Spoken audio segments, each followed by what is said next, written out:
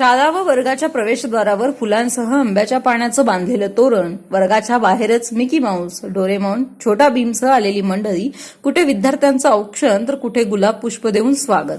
पहिल्या दिवशी पुस्तकाचंही वाटप, वर्गात नानाविध खेळण्याचा पसार आणि खाऊचीही रेलचेल. पण तरीही प्रथमच शाळेत आलेल्या चिमुरड्यांना आईबाबांचं बोट सोडवेना.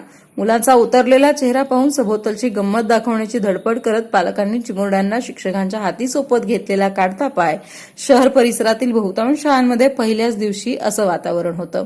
उन्हाळ्याच्या प्रदीर्घ सुट्टीनंतर शाळेची पहिली घंटा वाजली. प्राथमिक विद्यालयाच्या विद्यार्थ्यांच्या चेहऱ्यावर नवा डबा, नवे दप्तर, वह्या पुस्तकांची नवलाई असताना आपल्या मित्रमंडळींना भेटण्याची उत्सुकताही होती. तर दुसरीकडे पूर्व प्राथमिक गटातील चिमुरड्यांनी पहिल्यांदाच पालकांसोबत शाळेत पहिलं पाऊल टाकलं. नव्याची नवलाई असली तरी सारच काही अनोळखी असल्यानं त्यांच्याकडून आईवडिलांना काही सोडवत नव्हतं. शाळेचा पहिला दिवस अविस्मरणीय करण्याच्या दृष्टीनं शाळांनी जय्यत तयारी केली होती. बहुतांश शाळा परिसरात सुटी संपण्याआधी स्वच्छता अभियान राबवत वर्ग आवार चक्काचक करण्यात आले होते. विद्यार्थ्यांचं स्वागत नक्षीदार रांगोळी आणि औक्षणानं करण्यात आले.